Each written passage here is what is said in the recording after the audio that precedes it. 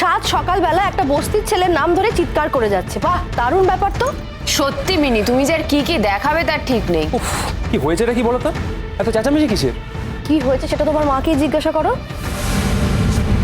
শুনতে তো পেয়েছিস, না শুনলে চলে আসলি কি করে?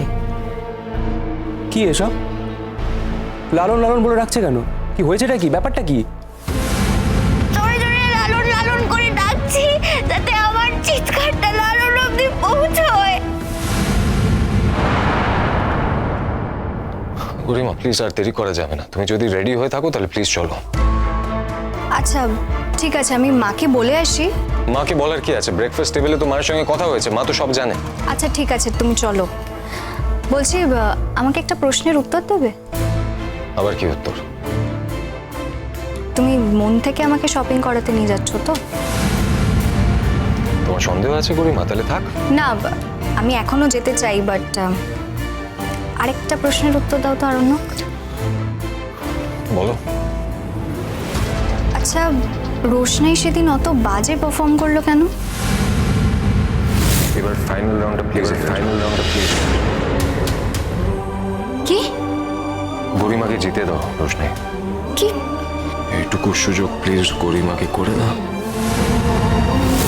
রোশনাই কেন বাজে পারফর্ম করলো সেটা আমি কি করে জানবো গরিমা? ও কেন করলো, কি করে করলো সেটা আমি কি করে জানবো? হতে পারে ওই ওই মাস্ক ডান্স ফর্মের ব্যাপারে কিছু জানতো না। হতে পারে হঠাৎ করে ওকে বলা হয়েছিল সেজন্য ও নাচতে পারেনি। এবার ও তো তোমার মতো প্রফেশনাল না, তোমার প্রতিভা তো ওর কাছে নেই।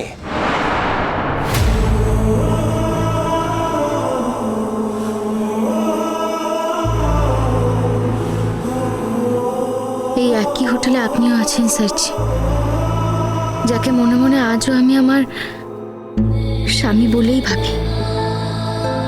আমি জানি এই সবটা মিথ্যে, কিন্তু আমি তো খুব বোকা মেয়ে। আমি কখনো স্বপ্নেও ভাবতে পারিনি অন্য কারোর সঙ্গে গিয়ে আমি পোশাক কিনছি। আমার এই অল্প দিনের জীবনে আমি মা ছাড়া আমাকে কেউ কখনো কিচ্ছু কিনে দেয়নি। আর মা ছাড়া যিনি আছেন সে আপনি। আপনি ছাড়া অন্য কারোর সঙ্গে গিয়ে আমি পোশাক কিনছি, এটা এটা আমার জন্য খুবই অস্বস্তিকর। তো কোনো পরিস্থিতিতে মানুষ কিচ্ছু করতে পারে না। আর তাছাড়া আপনার জীবন এখন এতই আলাদা হয়ে গেছে আমার থেকে যে আমিও চাই না আমার জীবনের কোনো ছায়া আপনার জীবনে পড়ুক। শুধু দূর থেকে আপনার বিবাহিত জীবনের ভালো থাকাটুকু চাই, ব্যাস। আর কিচ্ছু চাই না স্যারজি, আর কিচ্ছু না।